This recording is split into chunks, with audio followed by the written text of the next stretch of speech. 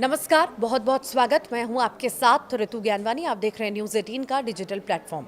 मुख्यमंत्री नीतीश कुमार 10वीं बार सीएम पद की शपथ लेने के बाद लगातार अपनी सरकार की कार्य योजना और प्राथमिकताओं को लेकर एक्शन मोड में नजर आ रहे हैं। नीतीश कुमार ने स्पष्ट कर दिया है कि नई सरकार का सबसे बड़ा फोकस युवाओं को नौकरी और रोजगार उपलब्ध कराना है।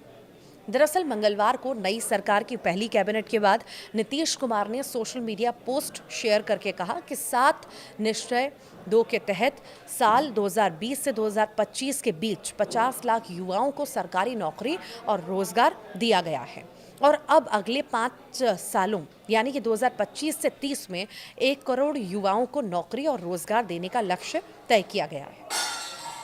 दरअसल मुख्यमंत्री नीतीश कुमार ने सोशल मीडिया साइट एक्स पर पोस्ट शेयर करके लिखा। मुख्यमंत्री नीतीश ने कहा कि नई सरकार के गठन के साथ ही राज्य में उद्योगों को बढ़ावा देने और बड़े पैमाने पर रोजगार सृजन के लिए तेज गति से काम शुरू कर दिया गया है। बदलते बिहार के विकास को नई रफ्तार देने के लिए प्रौद्योगिकी और सेवा आधारित नवाचारों पर आधारित न्यू एज इकोनॉमी के निर्माण का निर्णय लिया गया है और इस दिशा में बिहार से जुड़े अग्रणी उद्यमियों के सुझाव लेकर नई योजनाएं और नीतियां तैयार की जाएंगी। नीतीश कुमार ने आगे कहा कि बिहार को वैश्विक यानी कि बैकएंड हब और ग्लोबल वर्क प्लेस के रूप में विकसित किया जाएगा।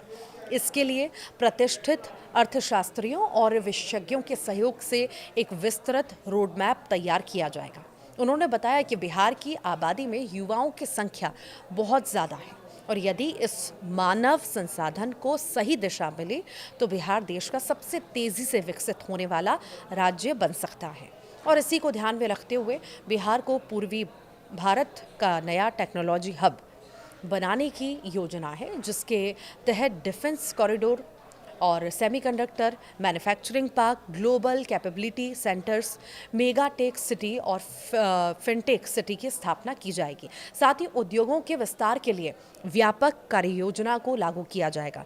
मुख्यमंत्री ने कहा है कि नई चीनी मिलों की स्थापना और बंद पड़ी पुरानी मिलों को फिर से चालू करने के लिए नीति और कार्य योजना तैयार की गई है। इसके अलावा सभी बड़े शहरों को बेहतर और सुंदर बनाने के साथ साथ नई तकनीकों के उपयोग को बढ़ावा देने के लिए बिहार आर्टिफिशियल इंटेलिजेंस मिशन की स्थापना भी की जाएगी।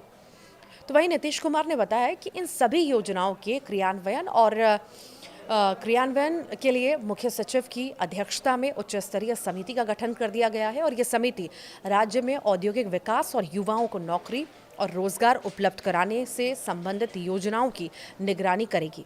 उन्होंने कहा है कि पिछले कुछ सालों में बिहार में औद्योगिकरण ने रफ्तार पकड़ी है और अब नई सरकार और तेजी के साथ काम करेगी। नीतीश कुमार ने कहा, राज्य में औद्योगिक विकास और युवाओं के लिए रोजगार के अवसर बढ़ाने के काम को हम लोग तेज़ी से आगे भी बढ़ा रहे हैं और जो काम हम शुरू करते हैं उसे पूरा भी करते हैं। नई सरकार के पहले दिन ही मुख्यमंत्री का ये रोड मैप स्पष्ट संकेत देता है कि आने वाले महीनों में बिहार में बड़े पैमाने पर औद्योगिक निवेश, रोजगार नीति और नई टेक्नोलॉजी आधारित परियोजनाओं पर जोर रहने वाला है। आप क्या सोचते हैं, ज़रूर बताइएगा।